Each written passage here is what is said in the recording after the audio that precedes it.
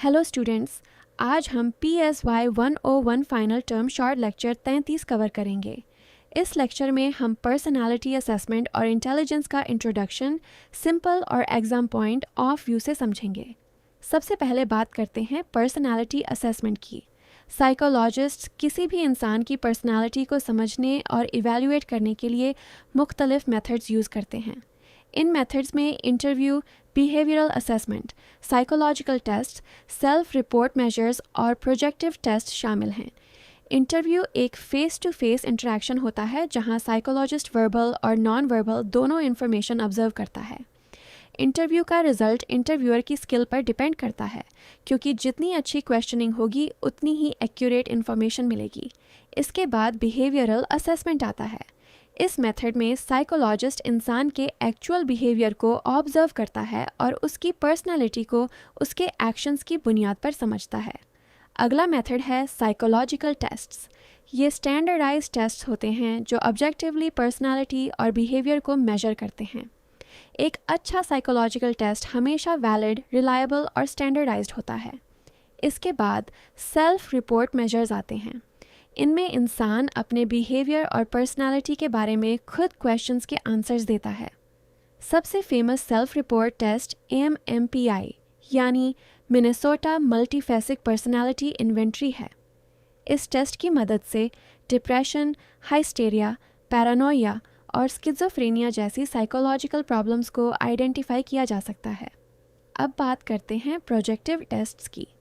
इन tests में subject को कोई एम्बिगुअस या अनक्लियर पिक्चर दिखाई जाती है और उससे कहा जाता है कि वह उस पिक्चर के बारे में बताए या स्टोरी लिखे।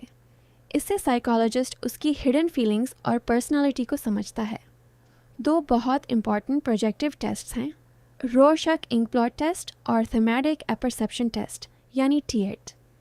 रोरशक टेस्ट में इंकब्लॉट्स दिखाए जाते हैं और सब्जेक्ट बताता है कि उसे क्या नज़र आ रहा है, जबकि TAT में पिक्चर देखकर कंप्लीट स्टोरी बनानी होती है, जिससे पर्सनालिटी के मोटिव्स और इमोशंस का अंदाज़ा लगाया जाता है। अब लेक्चर का दूसरा इम्पॉर्टेंट टॉपिक इंटेलिजेंस है। इंटेलिजेंस सिर्फ एग्जाम्स में अच्छे मार्क्स लेना नहीं होता, बल्कि दुनिया को समझना, लॉजिकल सोचना, प्रॉब्लम सॉल्व करना और नए सिचुएशंस के साथ एडजस्ट करना भी इंटेलिजेंस का हिस्सा है। फील्डमैन के मुताबिक इंटेलिजेंस वह एबिलिटी है जिसकी मदद से इंसान चैलेंजेस का इफ़ेक्टिवली सामना करता है। मॉडर्न साइकोलॉजी के मुताबिक इंटेलिजेंस हेरिटेरी और एनवायरनमेंट दोनों का रिजल्ट होती है। रिसर्च के मुताबिक ब्रेन के डिफरेंट पार्ट्स इंटेलिजेंस में इम्पॉर्टेंट रोल अदा करते हैं। लेफ्ट हेमिस्फेयर ज़्यादा एनालिटिकल थिंकिंग और लैंग्वेज के लिए रिस्पॉन्सिबल होता है, जबकि राइट हेमिस्फेयर विजुअल और क्रिएटिव स्किल्स को कंट्रोल करता है। अब कुछ इम्पॉर्टेंट थ्योरीज देखते हैं। फ्रांसिस गाल्टन ने हेरेडिटरी जीनियस का कॉन्सेप्ट दिया और उनका मानना था कि इंटेलिजेंस का स्ट्रॉन्ग रिलेशन हेरेडिटी से होता है। जेम्स मैकीन कैटल ने सबसे पहले मेंटल टेस्ट का टर्म इंट्रोड्यूस किया और इंटेलिजेंस को मेजर करने की कोशिश की। चार्ल्स स्पीयरमैन ने इंटेलिजेंस के 2 फैक्टर्स दिए। पहला G फैक्टर यानी जनरल इंटेलिजेंस, जो हर इंसान में कॉमन होती है। दूसरा S फैक्टर यानी स्पेसिफिक इंटेलिजेंस, जो हर इंडिविजुअल की स्पेसिफिक एबिलिटीज़ को रिप्रेजेंट करता है। थॉर्नडाइक ने इंटेलिजेंस को 3 पार्ट्स में डिवाइड किया। सोशल इंटेलिजेंस यानी लोगों के साथ रिलेशनशिप्स मैनेज करना, एब्स्ट्रैक्ट इंटेलिजेंस यानी मैथमेटिकल और लॉजिकल कॉन्सेप्ट्स को समझना, और कॉन्क्रीट इंटेलिजेंस यानी प्रैक्टिकल और मैकेनिकल प्रॉब्लम सॉल्व करना। इसके बाद थर्स्टन ने बताया कि इंटेलिजेंस एक सिंगल फैक्टर नहीं, बल्कि 7 प्राइमरी मेंटल एबिलिटीज़ पर मुश्तमिल होती है।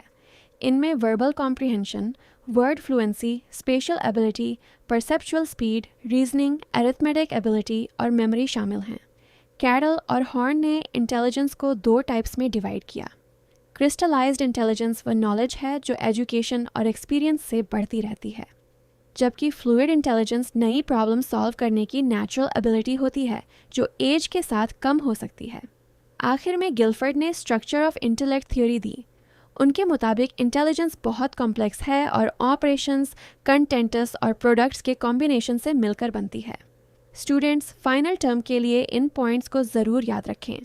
पर्सनालिटी असेसमेंट के 5 methods MMPI, Rorschach test, TAT, intelligence की डेफिनेशन, स्पीयरमैन का G और S फैक्टर, थॉर्नडाइक की 3 टाइप्स ऑफ इंटेलिजेंस, थर्स्टन की 7 प्राइमरी मेंटल एबिलिटीज़ और क्रिस्टलाइज्ड और फ्लूइड इंटेलिजेंस।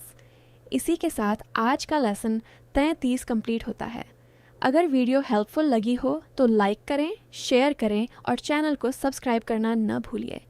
इंशाअल्लाह अगली लेक्चर में फिर मुलाकात होगी।